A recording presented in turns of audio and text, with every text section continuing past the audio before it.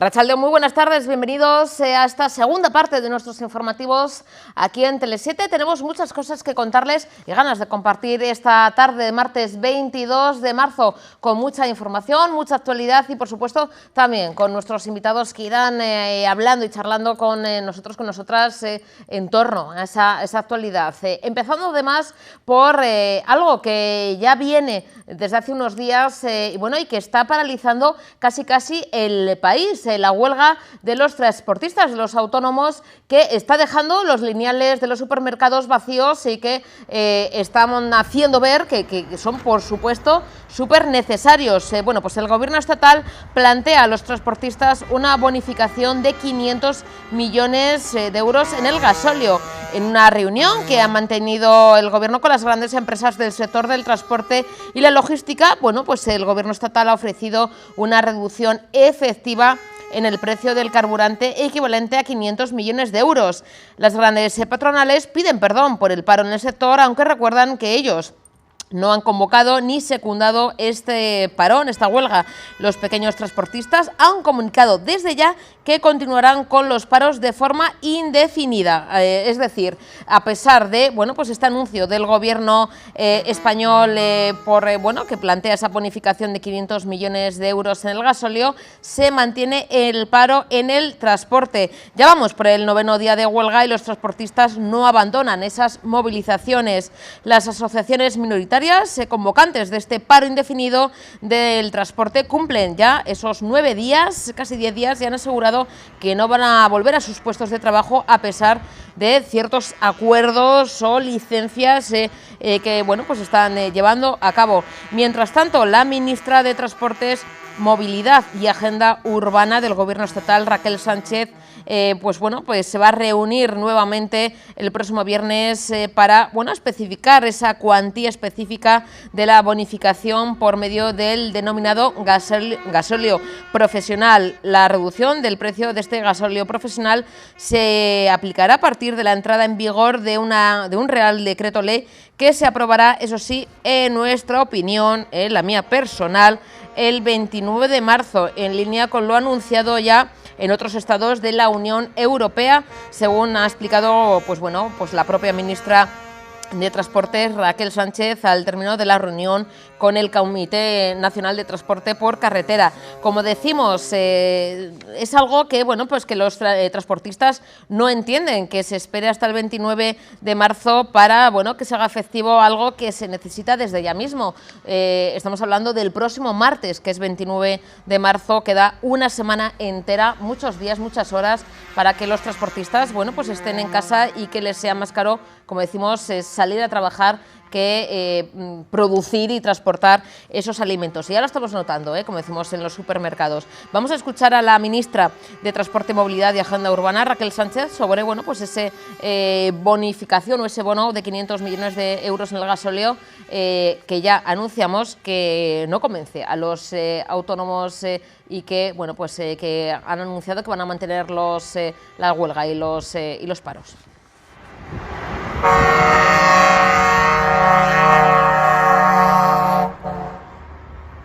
Vamos a aplicar una bonificación en el precio del gasóleo profesional para que esta medida tenga un impacto real y efectivo y vaya directamente a los transportistas de este país. Por lo tanto, es una medida a la que nos comprometemos, es una medida que tenemos que acabar de concretar en la cuantía y también hemos llegado al acuerdo de que eso lo haremos después del Consejo Europeo de los días 24 y 25 de marzo y por eso nos hemos emplazado a una próxima reunión este mismo viernes para dar con mayor detalle y absoluta concreción cuál va a ser el importe de ese descuento. Pero, por lo tanto, nos hemos comprometido a aplicar esa bonificación en el gasóleo profesional, una medida que a grosso modo ahora ya calculamos que va a tener un impacto en torno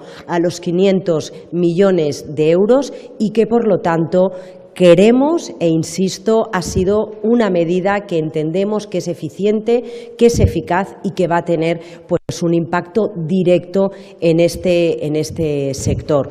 También otra medida muy importante que se planteó la semana pasada, que también estaba recogido el compromiso de trabajar en esa línea en el acuerdo de diciembre, era el de proceder a la devolución del gasóleo profesional mensualmente. En la actualidad esa devolución se practica trimestralmente. El compromiso que recogía aquel acuerdo era de hacerla mensualmente y hemos cerrado hoy también que esa devolución del gasóleo profesional se va a producir de manera mensual. También otras de las cuestiones que ya hemos aplicado, que también os avanzamos la semana pasada, era la publicación, y se hace desde ya mismo, se hace desde ya en la página web del Ministerio de Transportes, Movilidad y Agenda Urbana, que es la publicación del índice de variación del gasóleo profesional. Esto da al sector una mayor certidumbre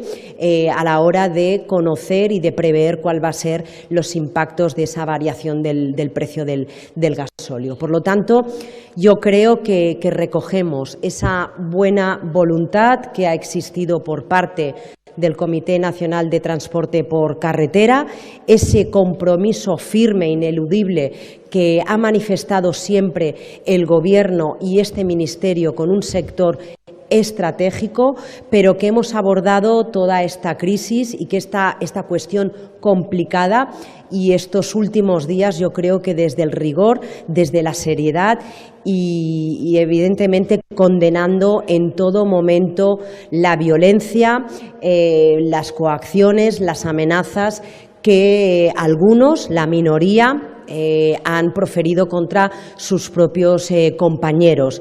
También hemos intentado y vamos a seguir asegurando las condiciones de seguridad de los transportistas que quieren trabajar, que a partir de mañana queremos que salgan a trabajar como lo hemos querido desde el primer día, pero que desde luego con este acuerdo yo creo en fin, ¿no? También ven que desde el compromiso de las medidas, no solo desde el compromiso, desde la vertiente de seguridad, este Gobierno está con ellos para defender su seguridad, pero también para proteger sus intereses. Sus intereses representan también el interés general, y estos son los términos del acuerdo al que hemos llegado, fruto, insisto, de una reunión que ha sido intensa, una reunión que ha sido dura, pero una reunión en la que yo quiero agradecer nuevamente este papel de responsabilidad que han demostrado todos los representantes de las asociaciones de este Comité Nacional de Transporte por Carretera. Muchísimas gracias.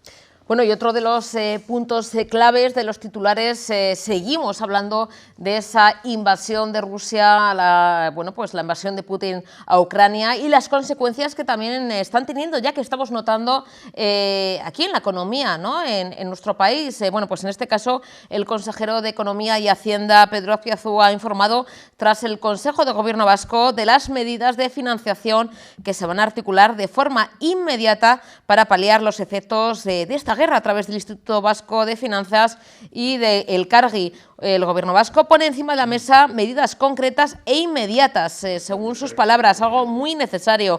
De esta manera, el Instituto Vasco de Finanzas y el Cargi firmarán un convenio para activar una línea de financiación de 10 millones de euros, eso sí, ampliable en caso de necesidad, y además pondrá a disposición de todas las empresas que se hayan visto afectadas de alguna manera por esta invasión, por esta guerra en Ucrania, todo su abanico de oferta de financiación existente en la modalidad de cofinanciación con entidades financieras para buscar, entre todos y todas soluciones ajustadas a sus necesidades. Ambas herramientas son compatibles y se trata de decisiones de cirugía fina, según el propio consejero Azpiazu, y no de brocha gorda, puesto que en su opinión es importante amortiguar los efectos de la guerra y de las sanciones económicas cuanto antes por efectividad y por responsabilidad.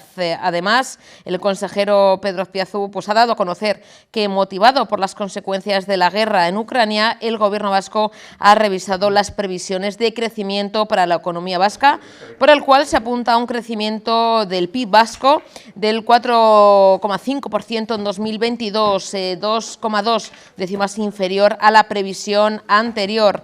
Respecto al empleo, pues ha sido claro, también el consejero ha explicado que se maneja una tasa de paro del 9,5% y la creación de 16.600 empleos en 2022 y del 9,1% y creación de 8.000 empleos en 2023, es decir, bueno, pues una cifra inferior de cara al año que viene, teniendo en cuenta, bueno, pues las consecuencias de esta invasión y de esta, bueno, guerra en Ucrania. En un momento en que los problemas derivados de la pandemia pues empezaban ahora mismo a estar encauzados y que la confianza volvía a los agentes económicos, como comenta el consejero, la invasión en Ucrania por parte de Putin, de Rusia, ha trastocado totalmente el escenario para ese periodo 2022-2023 en todo el mundo. Además, es algo global, como señala. Vamos a escuchar sus palabras.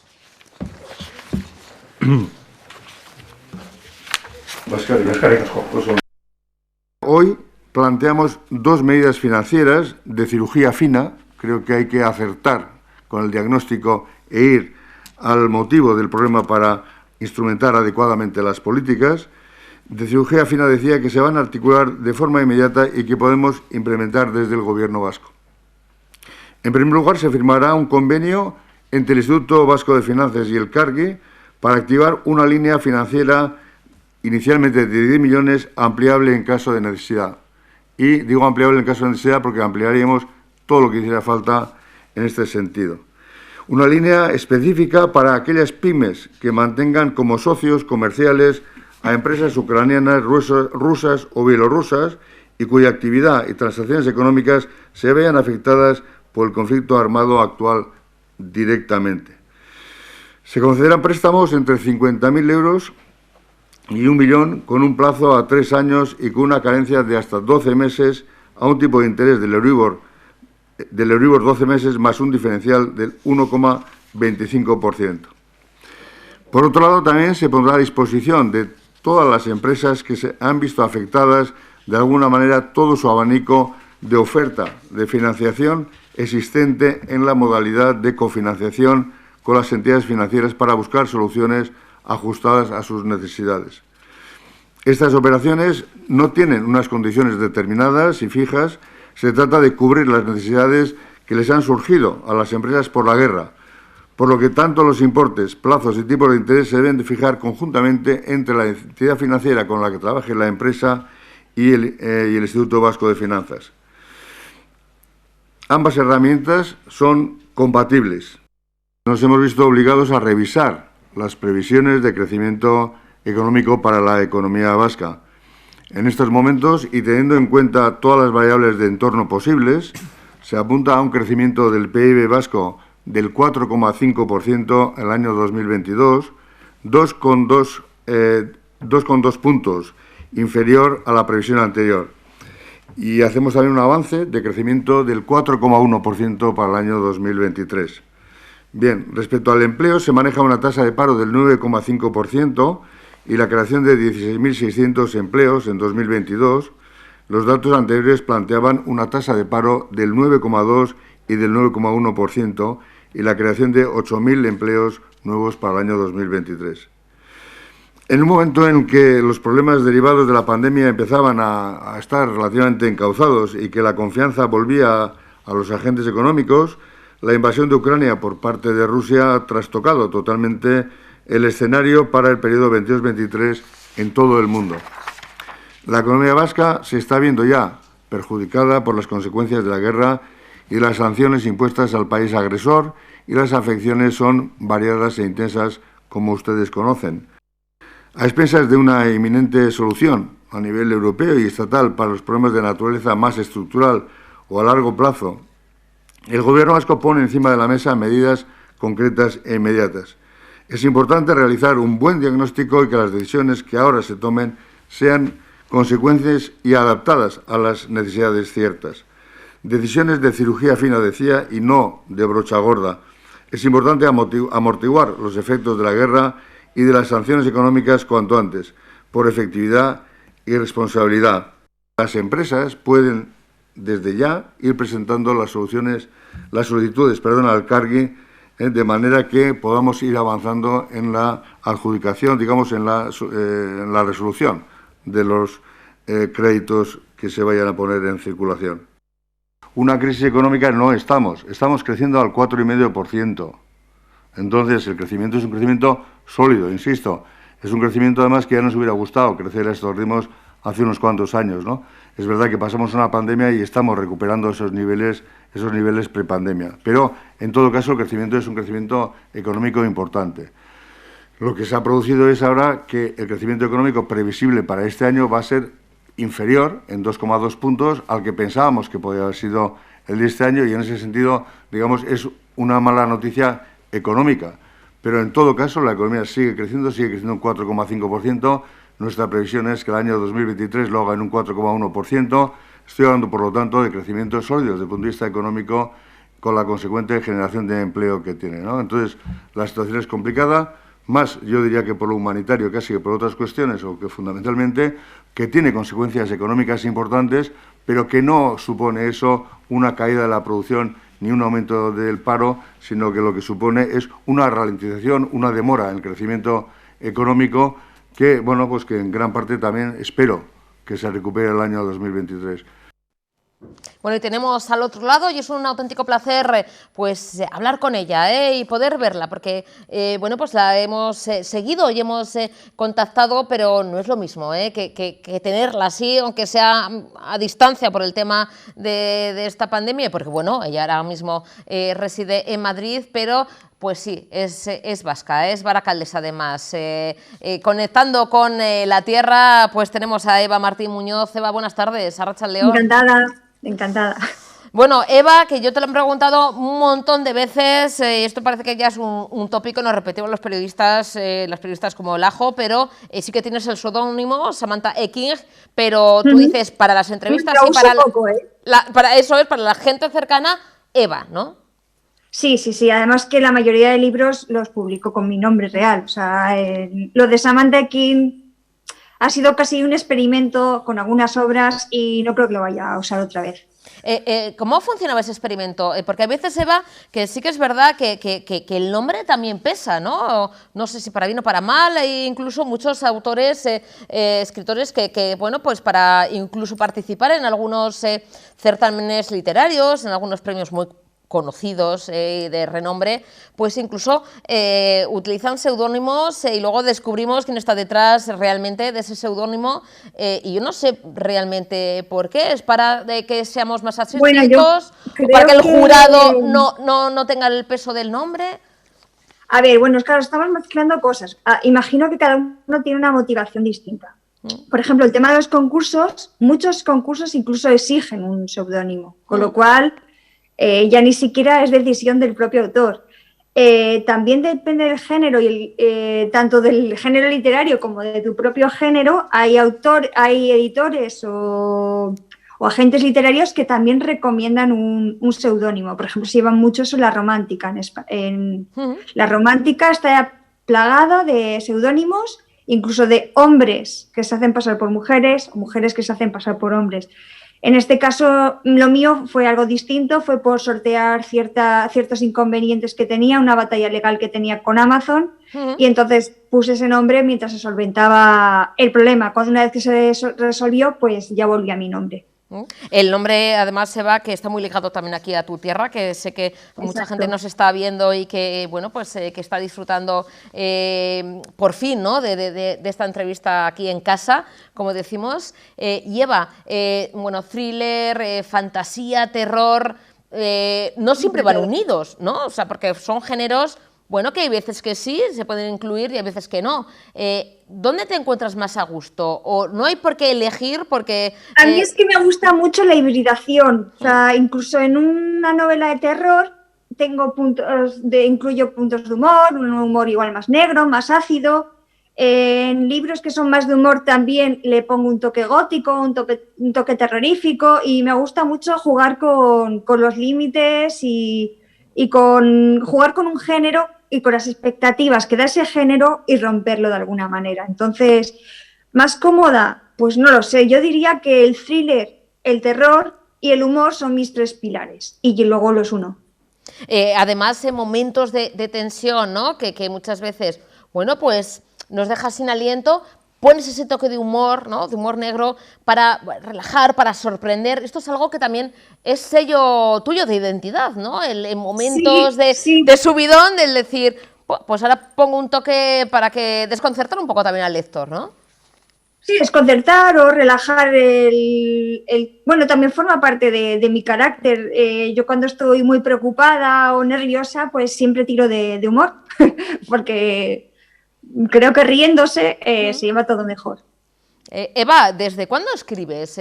¿Cómo es un poquito tu historia? Mucha gente la conocemos porque tenías tu carrera bien asentada, ¿no? Como profesora, pero ¿en qué momento decides de, bueno, voy a cumplir un sueño, también como lectora, porque yo creo que para ser escritor también hay que leer mucho, ¿y en qué momento comienza o decides el decir, bueno, pues lo voy a llevar a la práctica y de ese mundo, mágico, que es el que nos trasladan las novelas, hacerlo tu profesión? A ver, hacerlo escritora, yo desde pequeña, además es que creo que lo cuento como una anécdota en uno de mis libros. Yo cuando era muy pequeña yo ya decía que iba a ser escritora. De hecho, hice un experimento muy, muy loco por Baracaldo, por esta ciudad, y hice un cómic de una niña que se parecía sospechosamente a mí, que le encantaban las mascotas, y hacía las viñetas, toda la historia a mano, y mi idea era regalar ese cómic a todos los vecinos. Claro, hice 3, mira que me cansé ya de dibujar de la misma, porque era toda a mano. Luego, bueno, eso era muy pequeña, ¿vale? Pero luego sí que es verdad que gané un concurso en mi colegio, en la REA, de poesía. A partir de ahí me publicaron algunas cosas. Luego gané otro concurso con 14 años con un relato de terror, con el que me basé. Con ese relato me basé en una de mis novelas, Los ojos de la muerte, que está basado en ese relatillo que escribí. Y he escrito siempre. Además, soy profesora de lengua y literatura y adoro la literatura. Pero de manera profesional, pues mi primer libro publicado ya con mi nombre, porque también soy escritora negra, soy ghostwriter, pero de eso no puedo, evidentemente tienes un contrato de confidencialidad, no puedes decir nada, pero mi primer libro publicado fue hace 6 años.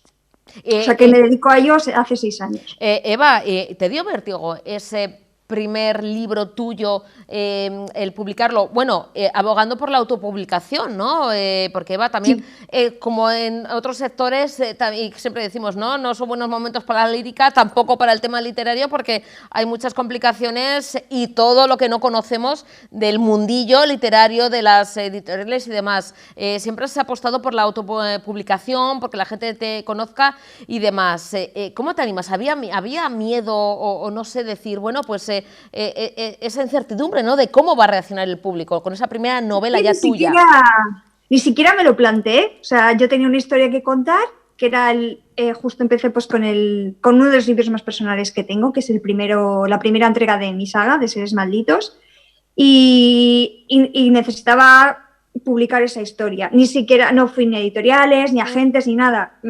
Estaba Amazon a mi disponibilidad, era cómodo, yo podía mandar en absolutamente todo, en la corrección, en la portada, en absolutamente todo, y los beneficios eran para mí. Entonces probé, que luego también he probado con editoriales, ojo, pero una vez que yo soy, digamos, más independiente y prefiero que mi trabajo, pues, que los beneficios sean para mí, no para otros. Y que además te permitan también expresar, porque bueno, pues hay veces que también, oye, mira, te pueden una cosa es un asesoramiento, pero otra cosa es que luego se cambie totalmente un manuscrito, ¿no?, y que sea totalmente diferente a lo que uno quiere. ¿Te ha pasado alguna vez, Eva, de decir, oye, yo quiero esto, y con esos contactos con editoriales o demás te han dicho, oye, pues esto tiene que ir por otro lado, y decir, oye, no, pues es que yo tengo que tener mi libertad, ¿no?, como creadora, porque eso también... A ver, a mí como texto no me han cambiado mucho. Primero, también porque yo soy correctora y me dedico a la corrección también de manera profesional.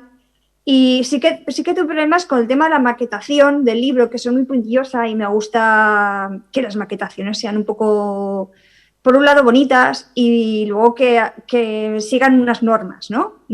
Que no contravengan algunas reglas.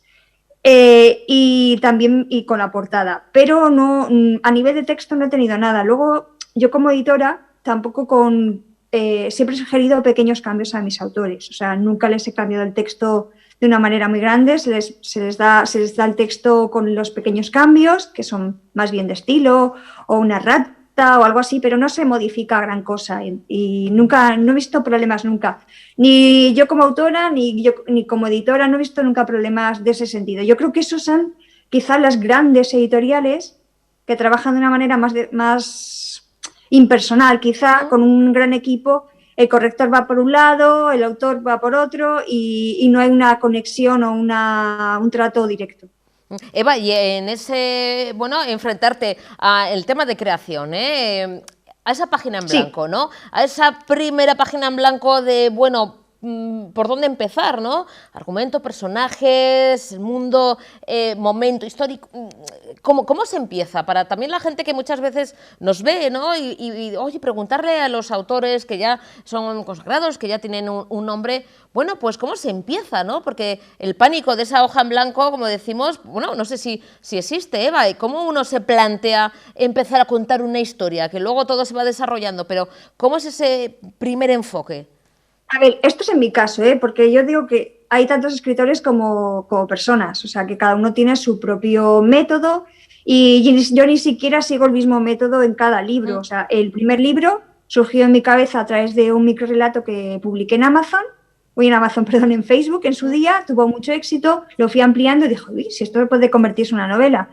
Y de una novela se ha convertido en una saga de 6 entregas, de las que están publicadas 4, o sea, y fue de un microrelato.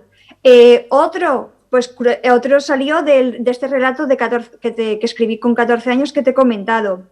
Otro surgió con una imagen que vi en una película de una mano cayendo muerta y de ese libro, o sea, de esa imagen nació este libro, La Condesa Muerta. Y así cada uno tiene una historia distinta. El último, por ejemplo, fue con una película que vi en Netflix, que no tiene nada que ver el argumento, pero hubo una imagen, una escena que me llamó la atención y dije, ostras, y me salió una idea y con eso creé la historia. Bueno, o sea, eso es un talento natural, Eva, que... A mí yo no me pongo, o sea, no sé cómo lo hacen otros, de verdad, pero yo no me pongo por la página de a ver qué escribo. No me pasa eso. O sea, yo tengo ideas aquí que tengo que soltarlas.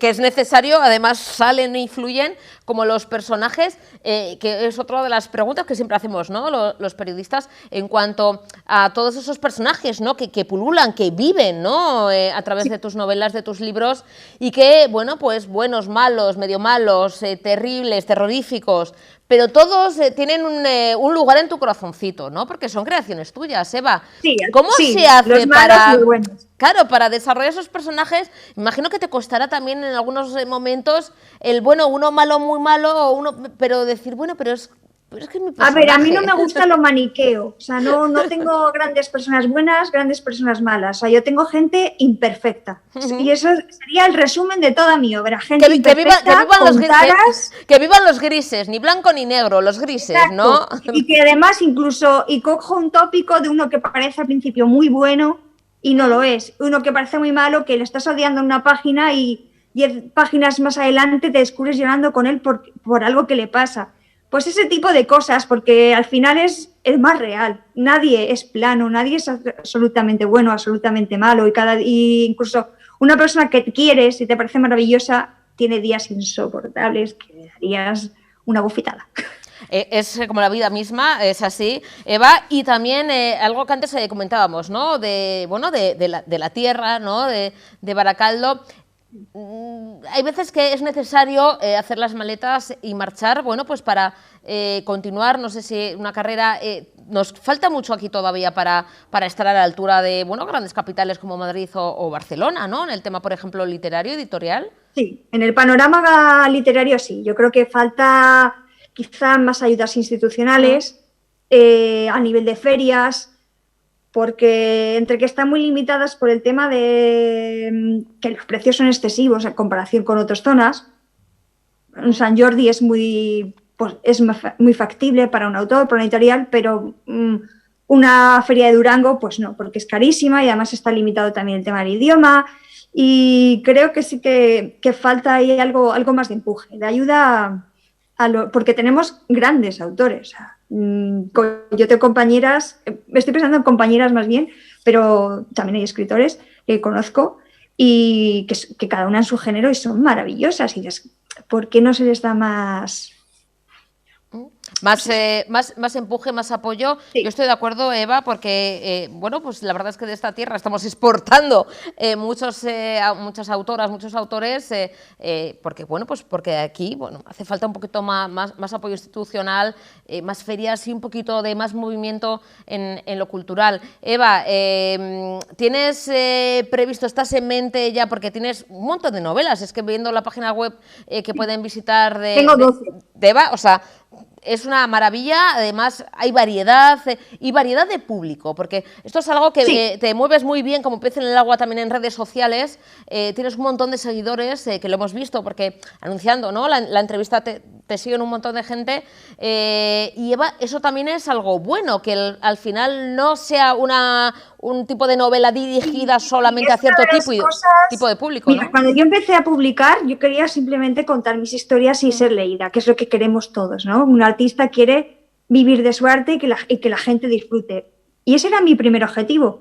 Lo que yo no sabía era una droga que viene después de eso, es la maravilla de hacer familia con tus lectores, gente que no conoces absolutamente de nada, que lo ves otra vez, que lee tu libro y que un día se contacta contigo y te pide amistad en redes y van pasando los años y ves crecer a sus hijos y te regalan cosas en tu cumpleaños, tú en la suya, y de repente te encuentras pues con un grupo de gente que quieres y que simplemente estás conectados por tus libros. Es una maravilla, o sea, es que eso no, para mí es como... Vale, no es mejor que el dinero, pero casi.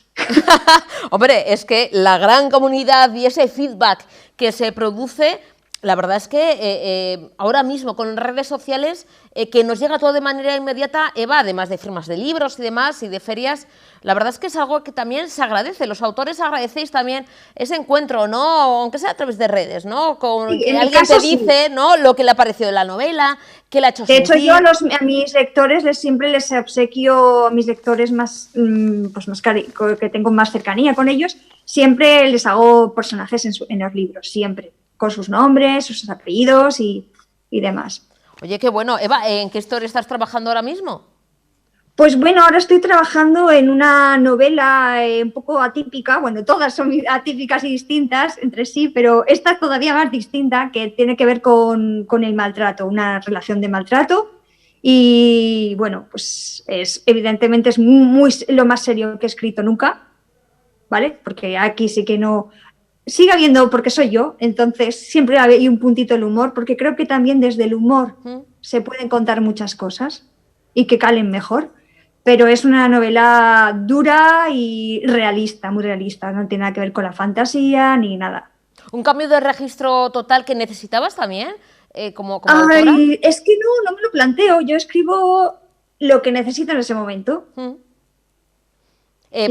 ¿Vas a subir por tu pueblo para presentarla ahora que se están un poquito volviendo las cosas a la normalidad? No quiero prometer nada, pero yo la última que pisé Baracaldo fue para ir a presentar un libro de un autor mío de Baracaldes, Alberto Allen, no sé si me estás viendo, y fui en enero y en marzo empezó la pandemia y desde entonces no he vuelto. Entonces quiero ir este verano, a ver si puede ser, y no sé si podré presentar la novela porque espero sacarla en septiembre. A lo mejor no espero a septiembre para ir. Bueno, o te puedes dar una vueltica por aquí, hacernos una visita, venir a los estudios de Tele7, Vamos, de charlar. este verano no pasa.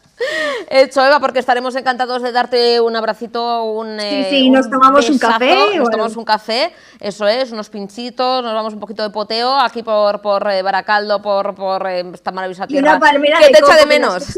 Las hecho muchísimo de menos, Susana, las palmeras de coco, que aquí no hay. ¡Oh, qué bueno! Y los bollitos de mantequilla.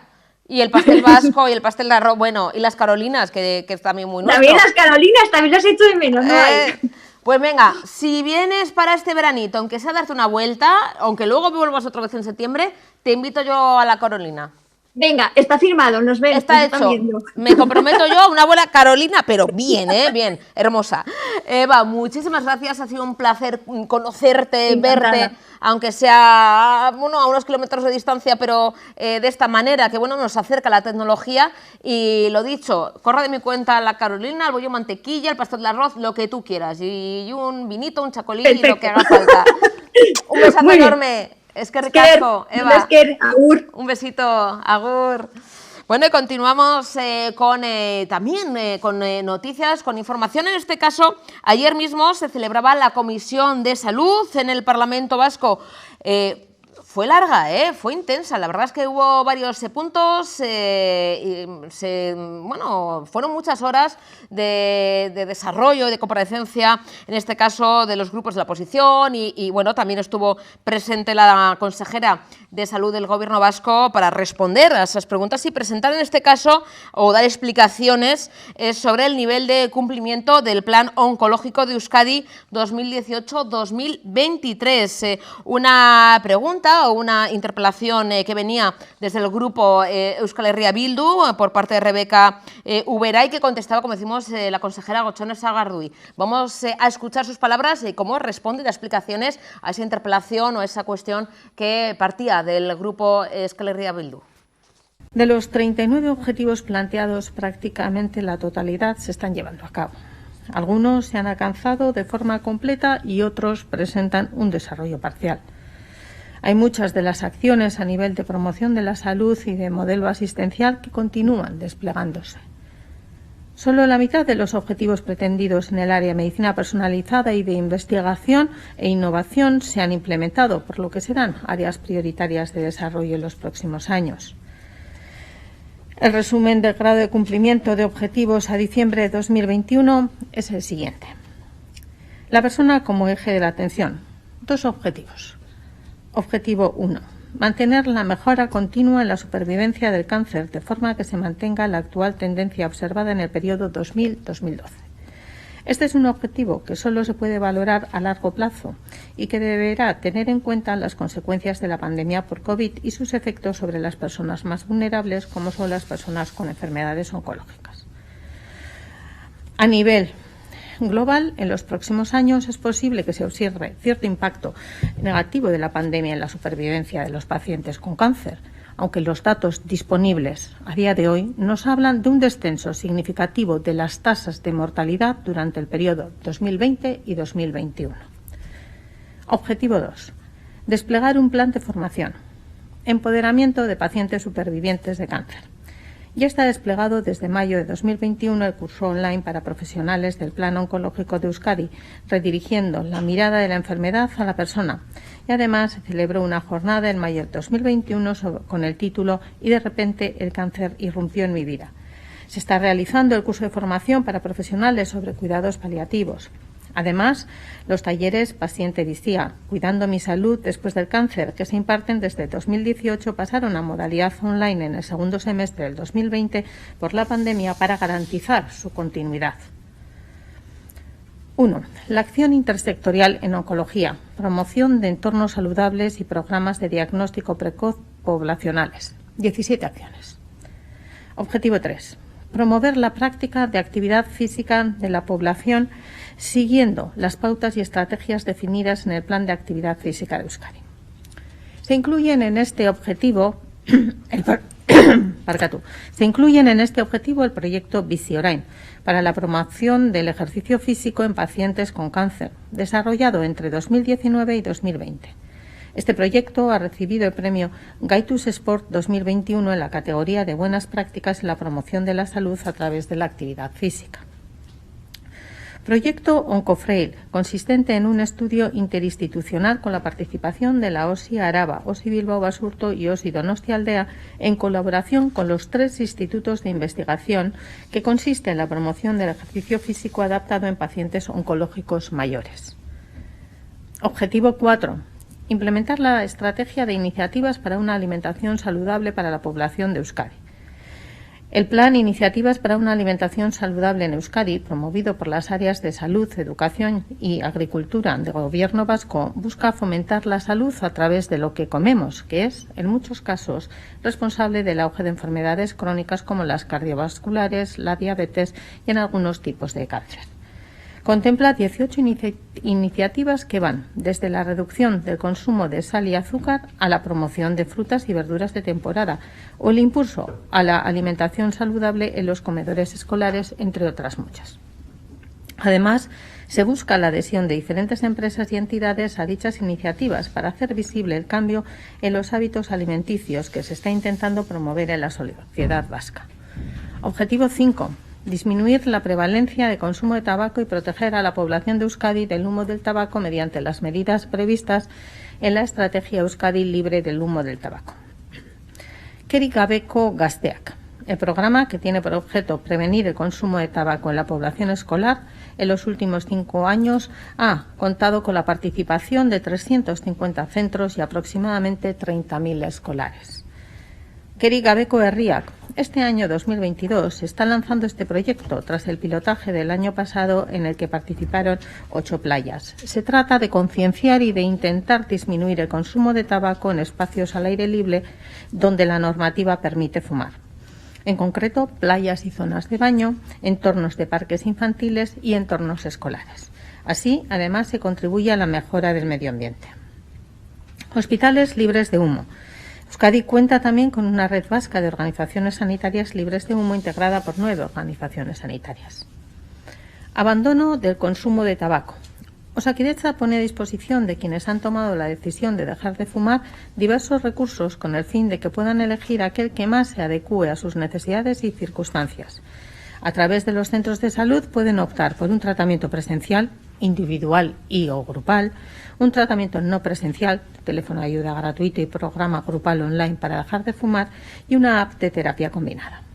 Durante el 2020, alrededor de 8.000 personas iniciaron algún programa de deshabituación tabáquica de Osakidetza, 3 veces más que el año anterior, probablemente motivada por la decisión tomada por el Departamento de Salud de financiar medicamentos para dejar de fumar desde enero de 2020, lo que supuso una inversión de casi 2 millones de euros.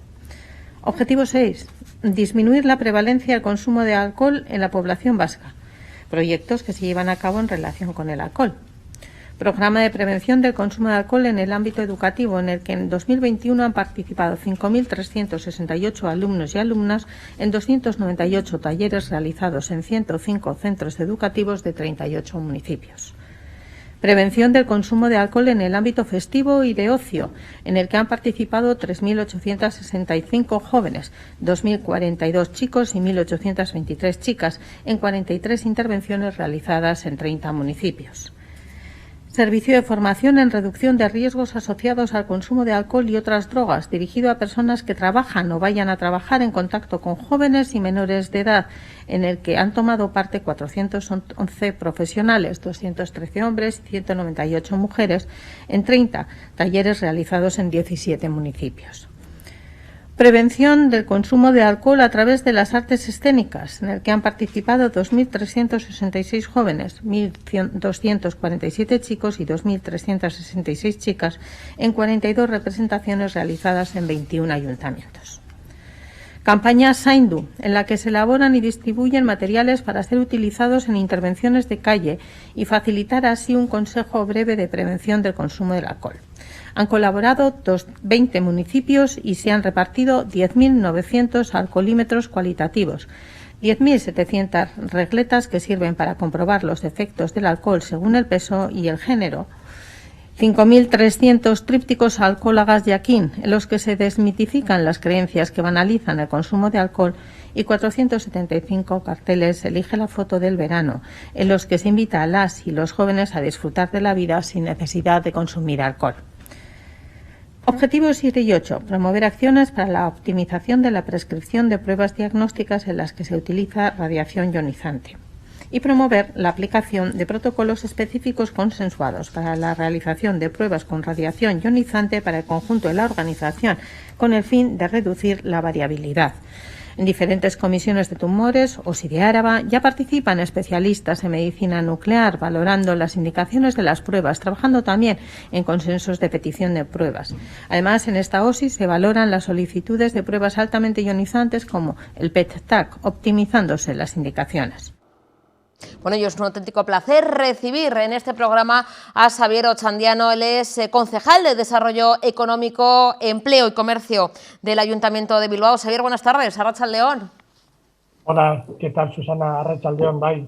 Bueno, Xavier, dando buenas noticias y buenos planes de cara a esta Semana Santa, que ya estamos a la vuelta de la esquina, recuperando uno de los festivales importantes que bueno, pues tuvo su parón debido a la pandemia, en esos 2 años negros y tristes debido a la COVID-19. Seguimos en pandemia, va a haber, por supuesto, medidas de seguridad y precaución en este festival Bilbao Basque Fest, en su 8ª edición, Xavier, para que Bilbao no pierda el pulso de la cultura, para que nadie se vaya de Bilbao, que nos quedemos en la capital vizcaína, incluso atraer a gente de fuera, ¿no? Objetivos, yo creo que muy apetecibles.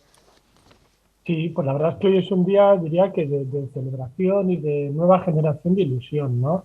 Porque después de 2 años de pandemia duros, donde no ha sido posible la celebración del Bilbao Basque Fest, este año lo recuperamos.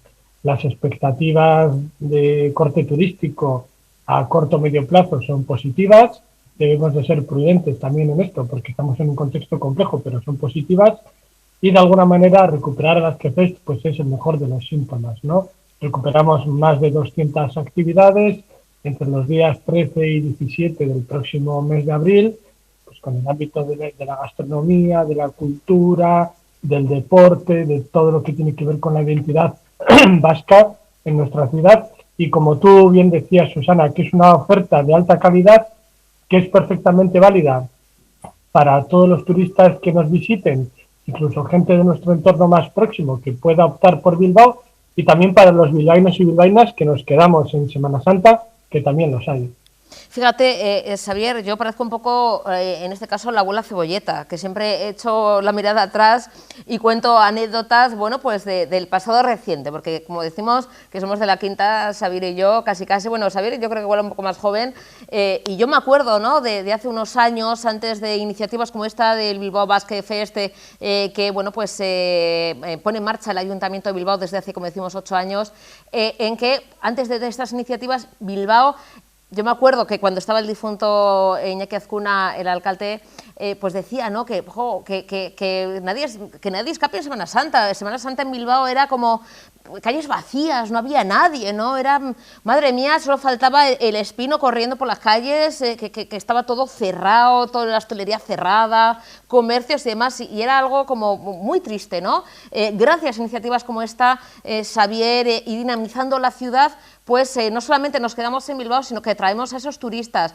Yo me acuerdo de esa imagen, ¿no? Y dices, jo, menos mal que existen iniciativas como esta que ahora apuntas, Xavier, para precisamente poner también en el panorama cultural, no solamente el turismo internacional, sino nacional, de Bilbao, ¿no? Que no sea una ciudad fantasma en Semana Santa, sino que atraiga también a mucha gente, ¿no? Y que nos quedemos también aquí en la capital.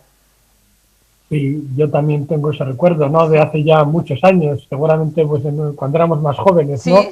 Ese escenario de un Bilbao que se vaciaba durante la Semana Santa, eso hace ya un tiempo que cambió y desde hace ya unos cuantos años no es así. La ciudad tiene actividad en Semana Santa, se muestra plenamente activa, se muestra con mucho dinamismo, y es verdad que Basque Fest vino de alguna manera a cubrir un espacio, ¿no?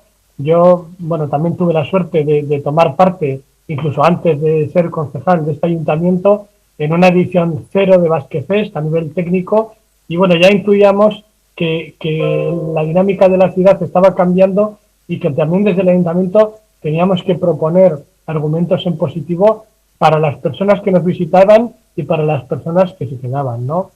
La verdad es que Basque Fest es un caso de éxito, porque quienes vienen y nos visitan encuentran un elemento de dinamismo y de atracción, además muy basado en la cultura, en la identidad vasca, y también para quienes nos quedamos aquí, insisto, que somos muchos, yo por ejemplo me quedaré aquí, bueno, pues también es una oportunidad de conocer y de disfrutar otros aspectos, ¿no? Y diferentes proyectos, iniciativas que hemos presentado hoy, una agenda cultural, deportiva y de ocio, como decía, con más de 200 actividades.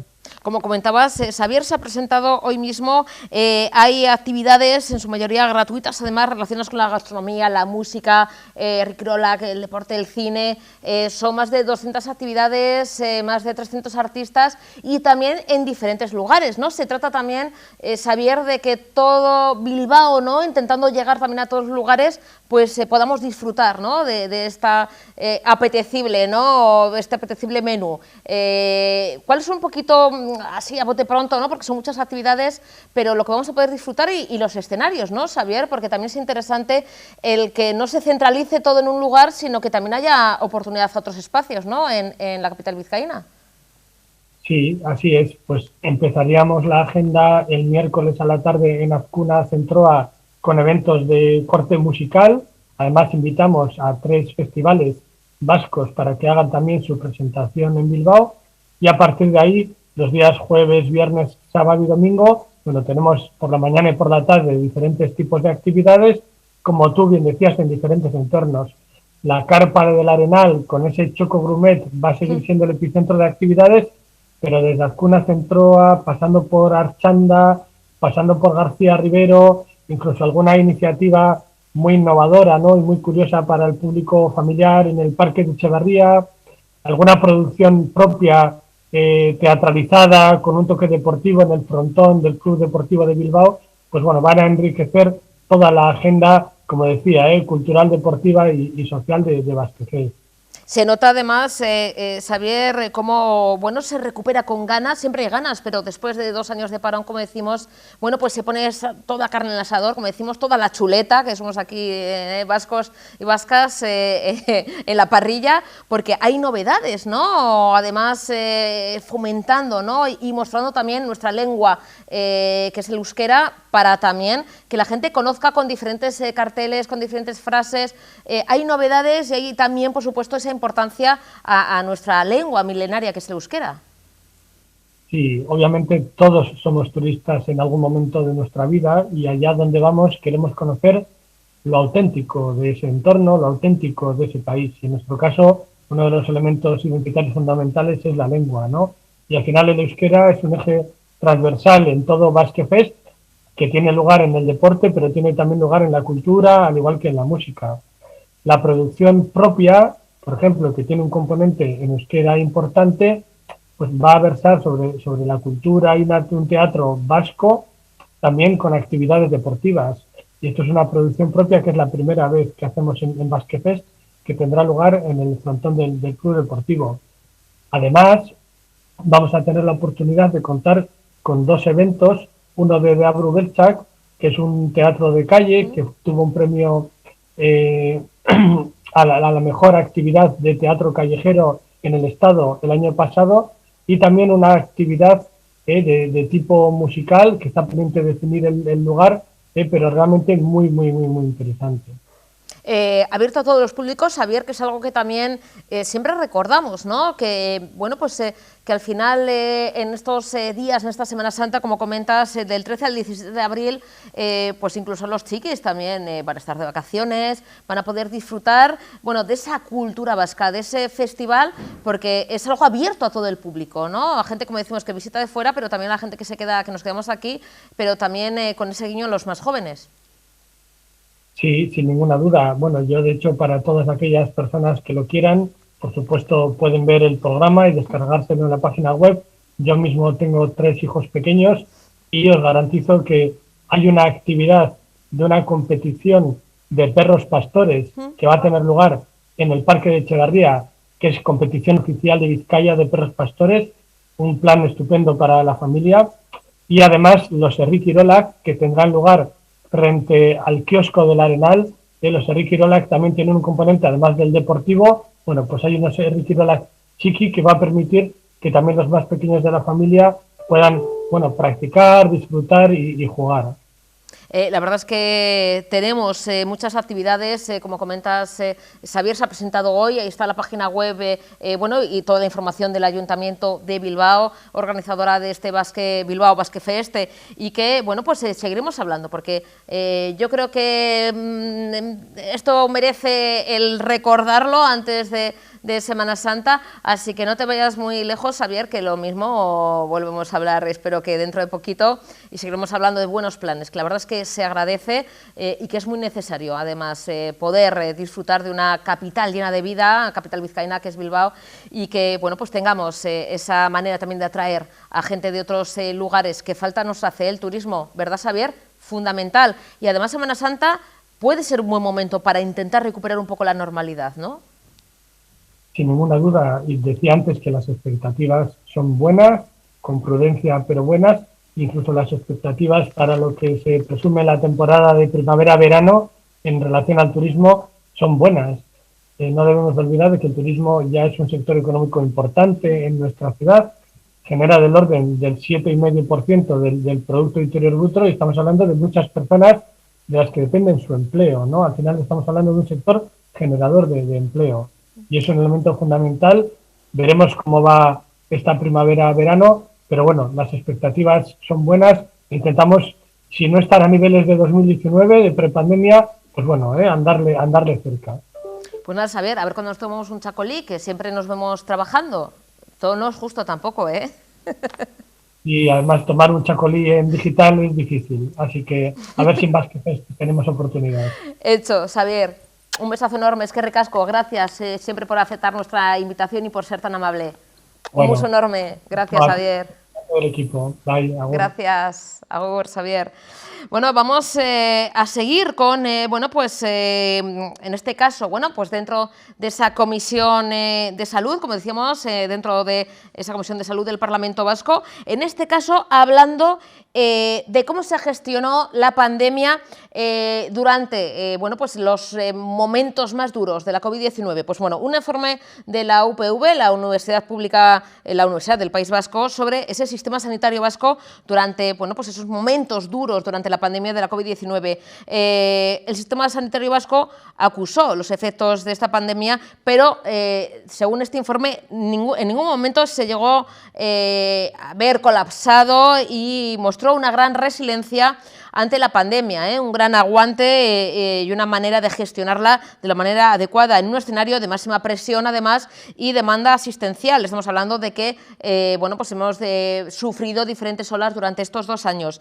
Es una de las principales conclusiones, como decimos, del informe elaborado por la UPV sobre la respuesta de ese sistema vasco de salud contra la pandemia de la COVID-19 entre enero de 2020 y enero de 2021, que dicho informe fue solicitado por el Departamento de Salud con el fin de extraer lecciones para, bueno, futuras crisis sanitarias. Ojalá nunca hagan falta, nunca existan más crisis, pero yo creo que nos tememos que, bueno, pues que a ver las haylas, que puede haber más crisis y hay que estar preparados y preparadas. Un exhaustivo informe que ha sido presentado, como decimos, ayer mismo en la Comisión de Salud del Parlamento Vasco por Guillermo Quindós, que es profesor de la Facultad de Medicina y Enfermería de la UPV. Nuestro sistema vasco de salud estaba preparado para responder a una emergencia sanitaria de esta envergadura.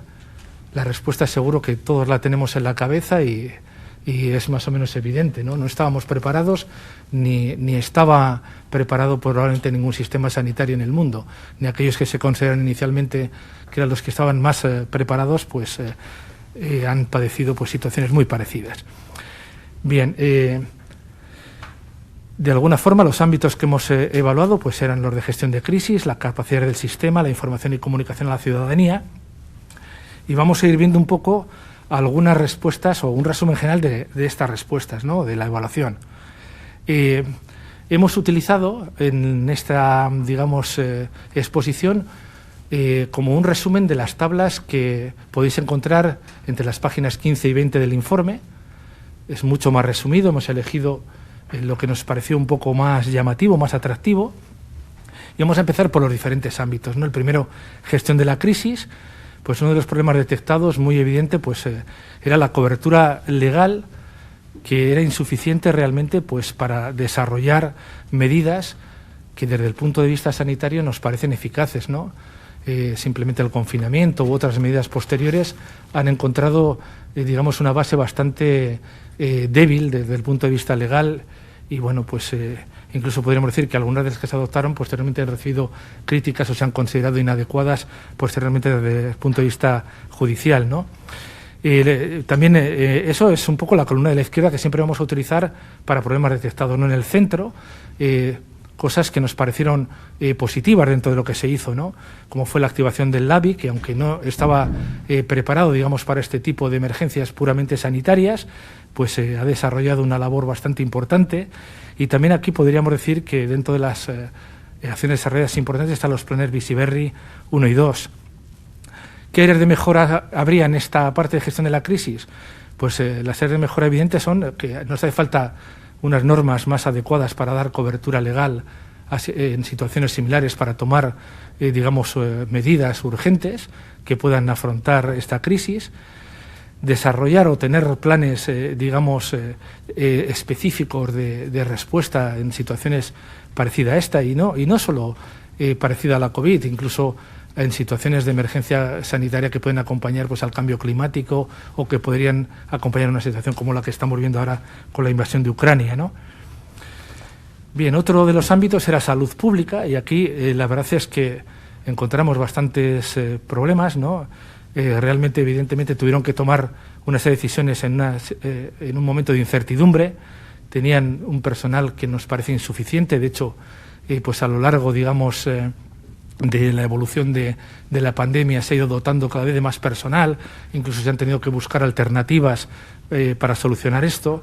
También había una serie de procedimientos muy rígidos de contratación, es decir, que tampoco se podía aumentar el número de personas de una forma fácil. Había también problemas de coordinación, ¿no?, entre salud pública y otras, vamos a decir, el resto del sistema sanitario. Y luego una cosa que nos llamó bastante la atención también era el procesado de los datos, ¿no? Es decir, no había realmente una integración entre diferentes, digamos, sistemas informáticos, ¿no? O por lo menos hacía que se tuviese que trabajar muchísimo más para conseguir el mismo rendimiento con estos datos, ¿no? Entonces, entre las acciones desarrolladas, pues nos pareció importante, ¿no?, que se desarrollaran planes de contingencia, se de alguna forma activó pues una respuesta y un desarrollo de una red de vigilancia y control que de alguna forma permitió pues incrementar los recursos necesarios a lo largo de la pandemia y también pues la información se facilitó información casi a demanda por colectivos muy concretos que necesitaban información peculiar, ¿no?, o particular. Bien, ¿cómo se podría mejorar? Pues bueno, desde luego está claro que salud pública necesita tener una mayor autonomía y una mayor flexibilidad a la hora de adquirir los recursos, ¿no? También, evidentemente, vemos que habría que agilizar la forma de contratar en unas situaciones como estas, ¿no?, donde realmente hace falta más personas y no se puede contratar fácilmente. Incluso las personas que hay tampoco podían dedicarle muchísimas más horas porque, aparte de que estaban, vamos a decir, sobrecargadas de trabajo, no hay una vía legal, vamos a decir, para que hagan horas extras o cosas similares, ¿no? Bien, también habría que reorganizar los recursos e infraestructuras, sobre todo las unidades de vigilancia epidemiológica, integrar las fuentes de información y también, hasta cierto punto, pues hay que mejorar, si se van a utilizar algún tipo de aplicación de rastreo, pues cuáles son estas y cómo se deben utilizar, ¿verdad? Bueno, hacemos una pequeña pausa para la publicidad, un alto en el camino, mejor dicho. Muy rapidito, en la vuelta continuamos con más información aquí en Tele7.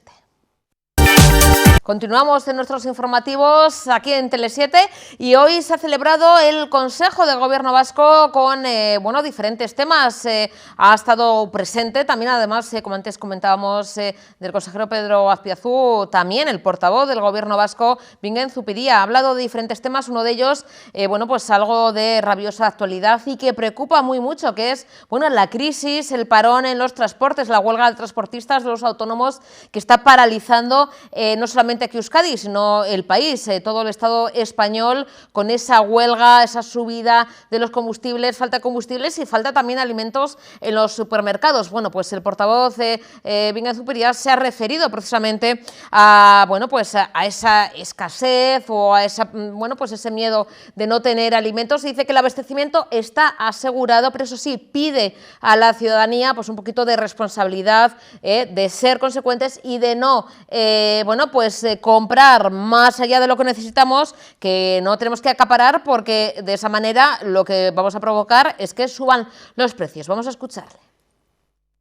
El Gobierno dispone de información bastante precisa que ha sido facilitada por una parte por el clúster de la alimentación y por otra por las empresas principales de distribución de la Comunidad Autónoma Vasca, que insisten en que los suministros están asegurados y que, aunque es verdad que puedan existir problemas de existencia con respecto a algunos productos, en general el abastecimiento está asegurado. En lo que sí insisten estas empresas de distribución es en lanzar un mensaje a los consumidores para no acaparar algunos productos, porque esa acaparación está teniendo como resultado que falten de las estanterías algunos productos, pero sobre todo que se esté produciendo un encarecimiento de los precios de otros. Y una forma de evitar este encarecimiento y la falta de algunos productos sería que todos como consumidores actuemos con moderación y con prudencia. Bueno, los sindicatos han decidido desconvocar la huelga prevista en educación, en la educación pública vasca, que estaba prevista para este mismo viernes 25 de marzo. La convocatoria se ha suspendido después de analizar el acuerdo alcanzado la semana pasada sobre la nueva ley educativa por el Partido Nacionalista Vasco, Euskal Herria Bildu, Elkarrekin Podemos y Partido Socialista. Las plataformas sindicales consideraban que para elaborar la nueva legislación se debe contar con la aportación de la comunidad educativa, algo que consideraban que no se había hecho hasta el momento.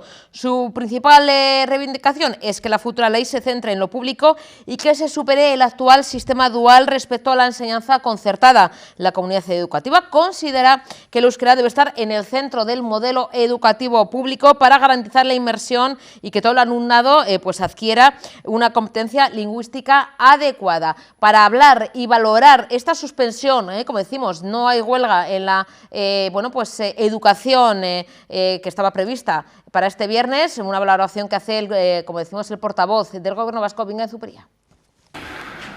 Bueno, pues el proyecto educativo es uno de los proyectos más importantes que tiene este Gobierno para esta legislatura. Además, en cualquiera de los escenarios que podamos vivir en los próximos meses, va a exigir la atención y el compromiso de todo el Gobierno. Contamos para ello con una base inestimable, como es el acuerdo de bases que han pactado y que han acordado 4 fuerzas políticas en el Parlamento Vasco, que representan aproximadamente al 91% de la representación parlamentaria de la Cámara Vasca. Y ese apoyo es algo a lo que damos muchísima importancia, porque es algo más que simbólico y representa el esfuerzo que los partidos políticos han realizado para alcanzar un acuerdo en una materia de tanta importancia. También constatamos que los sindicatos pudieron comparecer ante esa comisión y han tenido además una interlocución directa con el Gobierno y con el Departamento de Educación, además de con los partidos políticos vascos, y bueno, pues algunas de las posiciones que los sindicatos plantearon han sido atendidos en el documento. En cualquier caso, estamos en el inicio de un proceso. El punto de partida es muy importante. El punto de partida es el acuerdo alcanzado por 4 formaciones políticas en el Parlamento Vasco, que deberá ser votado en los próximos días en la Comisión de Educación y también en Pleno, y sobre el que el Departamento de Educación del Gobierno vasco deberá elaborar el proyecto de ley vasca de educación, que después deberá ser remitido al Parlamento Vasco para su aprobación definitiva. Todavía a este debate educativo le queda mucho trabajo y muchos meses por delante, y por lo tanto cualquier decisión que favorezca un clima de entendimiento y de sosiego para la elaboración de esta ley y para su aprobación es bienvenida. Bueno, ya aviso a navegantes, se lo llevamos recordando desde hace tiempo. Bueno, no solamente durante los momentos más duros de la pandemia, llevamos ya más de 2 años, sino también ahora, cuando se han relajado esas medidas y esas restricciones, pero recordemos que seguimos en pandemia, se lo recordamos todos los días, les damos los datos actualizados todos los lunes y los jueves, y seguimos recordando que estamos en pandemia, que siguen existiendo contagios y sigue existiendo el virus, la COVID-19, en sus diferentes, además, variantes. Bueno, pues el consejero del Gobierno vasco, Bingen Zupiria, hace lo mismo. Recuerda que la pandemia no ha terminado, ni mucho menos, sí que, se aumenta, en este caso, la incidencia de contagios. Se mantienen, además, los ingresos hospitalarios, algo que nos hace, evidentemente, darnos cuenta de que todavía, lamentablemente, no hemos acabado con este virus. Bueno, el diagnóstico dice en su primer punto que la pandemia no ha acabado y el Departamento de Salud está muy atento a la evolución que está teniendo la enfermedad o la infección en todo el mundo.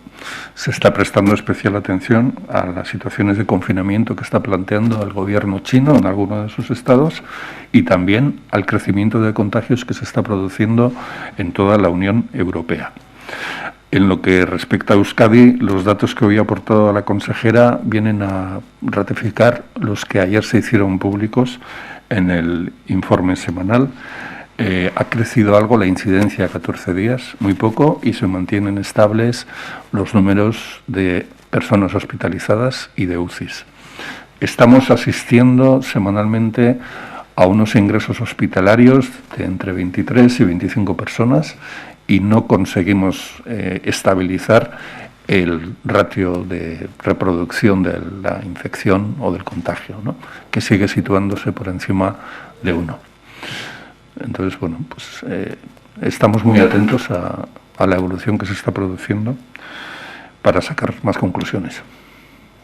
Y también en esa rueda de prensa posterior al Consejo de Gobierno vasco, pues el portavoz Bingen Zupiria ha hablado de la situación de los refugiados y refugiadas que vienen de Ucrania. En este caso, 400 ucranianos están acogidos en Euskadi siguiendo el sistema estatal, los protocolos oficiales. Eso sí, a estos hay que añadir los refugiados, personas, familias que llegan por otros canales, por otras vías que no son oficiales y que están sin contabilizar. También con el consiguiente al final jaleo. Vamos a escuchar sus palabras. Los últimos datos oficiales de los que disponemos, que son de ayer, nos indican que hay alrededor de 400 personas procedentes de Ucrania en los recursos del sistema público estatal en Euskadi. Pero se está registrando un movimiento añadido de personas que están fuera de estos cauces institucionales que ha establecido el gobierno español y consta la presencia en Euskadi de personas procedentes de Ucrania, de refugiados que han salido de Ucrania. Algunos se encuentran de paso y otros están siendo acogidas por familias y personas que tienen también origen ucraniano, ¿no? Por ejemplo, ayer se dio el caso de 40 personas que procedentes de Ucrania salieron del refugio Santa María de Vitoria en dirección a Cataluña, que es donde quieren establecerse, ¿no?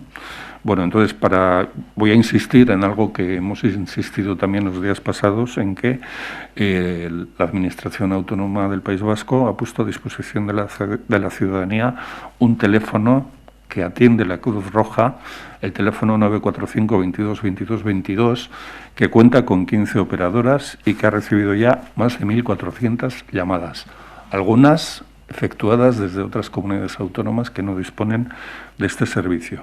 Y está en funcionamiento también la página web errefuxiatuak@euskadi.eus, a donde podemos dirigir nuestras peticiones o nuestras ofertas. En lo que respecta a la escolarización de menores, en estos momentos tenemos registrados 85 menores escolarizados y 72 de ellos han llegado con sus familias. Asimismo, se ha puesto a trabajar un equipo de traductores del Servicio Intercultural Biltzen del Gobierno vasco para acompañar a las personas procedentes de Ucrania que están buscando el amparo internacional en las comisarías de la Policía Nacional en las 3 capitales. Y con respecto a la pregunta que me ha hecho sobre los planes de contingencia, bueno, el plan de contingencia fue presentado hace poco más de una semana en el comité especial que creó el Lehendakari para hacer el seguimiento de esta crisis humanitaria y todavía nos mantenemos en el escenario 1. Pero tenemos la seguridad de que son más de 400 las personas que se encuentran entre nosotros procedentes de Ucrania. Esta misma semana habrá una reunión del comité que hace el seguimiento de ese plan de contingencia y lo más probable es que pasemos al nivel 2. Bueno, y hoy también se ha celebrado el Consejo de Ministros.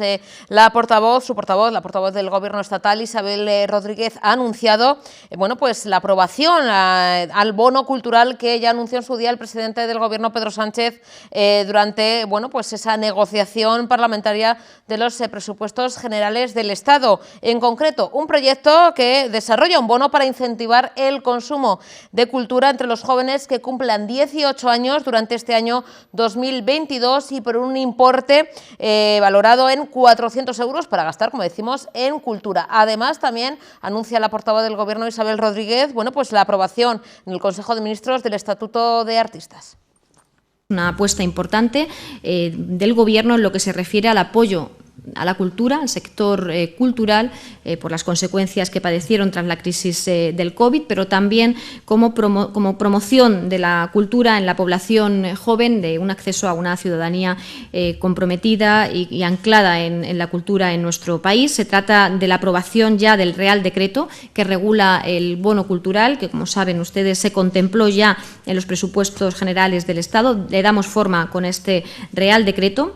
Los destinatarios es la juventud española, aquellos que cumplan 18 años a lo largo de este año 2022, van a disponer de 400 euros para que puedan disfrutar de productos, de servicios, de actividad cultural. Es un programa que estimamos va a beneficiar a 500.000 personas.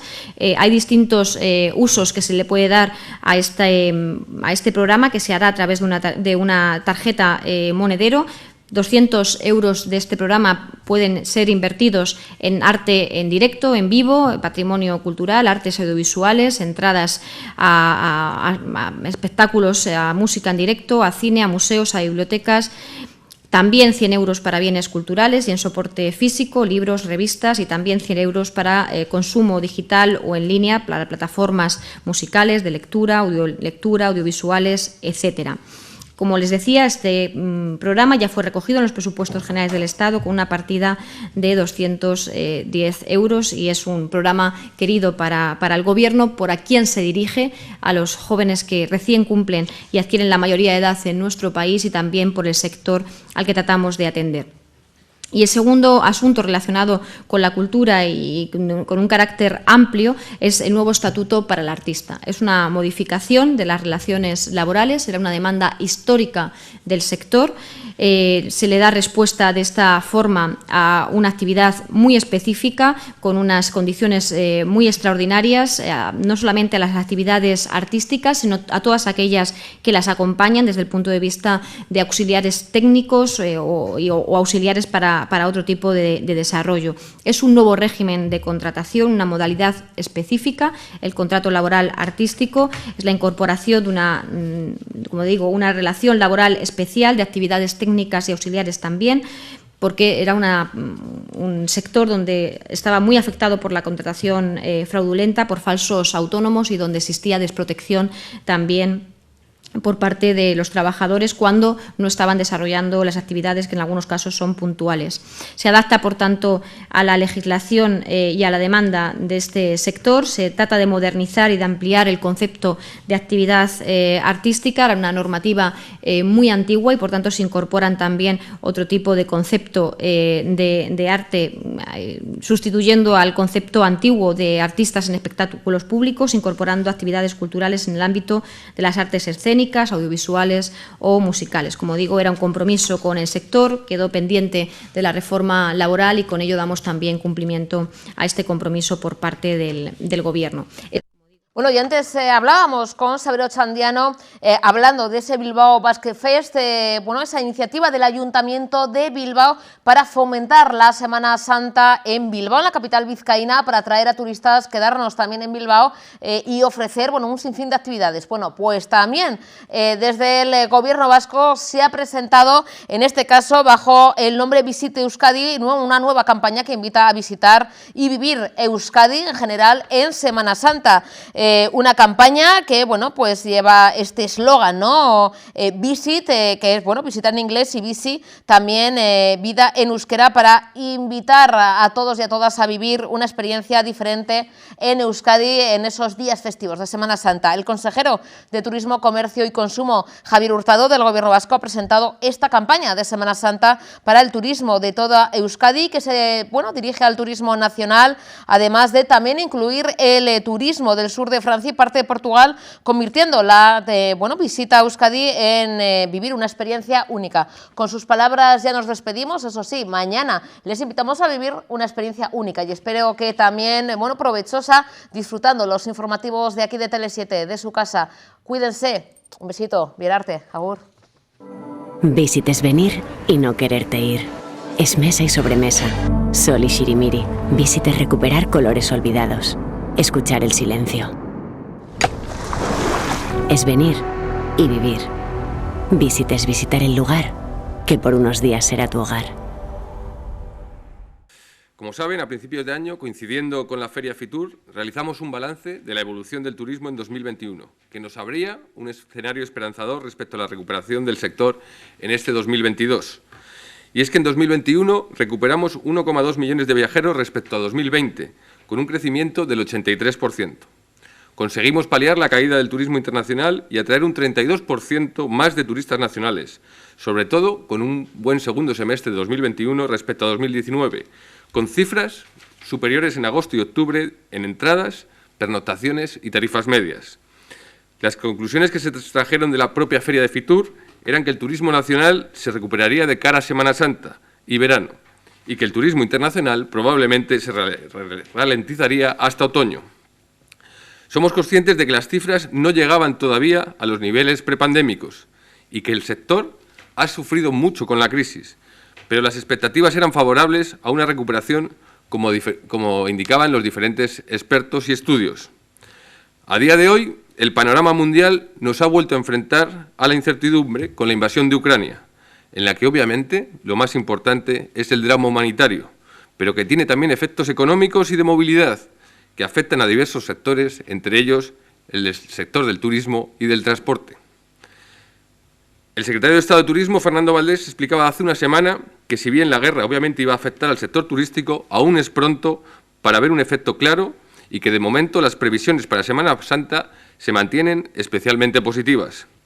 Como consecuencia de la mayor normalización del turismo con la pandemia, afirmaba que se estaba percibiendo que íbamos a tener una Semana Santa cada vez más parecida a la normalidad.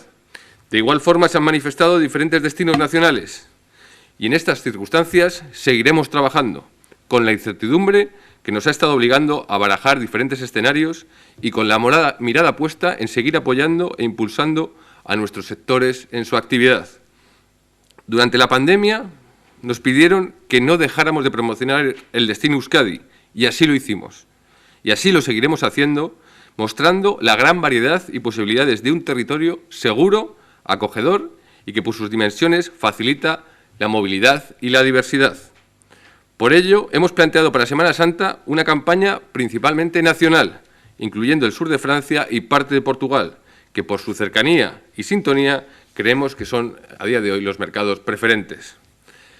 Para una campaña eminentemente nacional, donde el conocimiento del destino Euskadi es ya medio alto, nos hemos planteado cómo expresar de una forma más emocional lo que somos. Sabemos que los turistas quieren cada vez más vivir experiencias únicas, sentir la inmersión del lugar que visitan de una manera más local, como los propios habitantes. Y nosotros, quienes les recibimos, queremos hacerles sentirse como uno más, porque esa es la mejor manera de que quieran volver y se conviertan en auténticos embajadores de nuestro destino. Queremos que vivan Euskadi. Por eso hemos buscado un eslogan único, que aúne la invitación a visitarnos con la de hacerles vivir Euskadi. Con el claim en inglés de Visit Euskadi, que tantos destinos utilizamos, hemos tomado del euskera el verbo bizi, que nos evoca el vivir, para crear Visit Euskadi, un concepto que en 2 palabras resume la experiencia de vida que queremos ofrecer a todos los que nos visitan.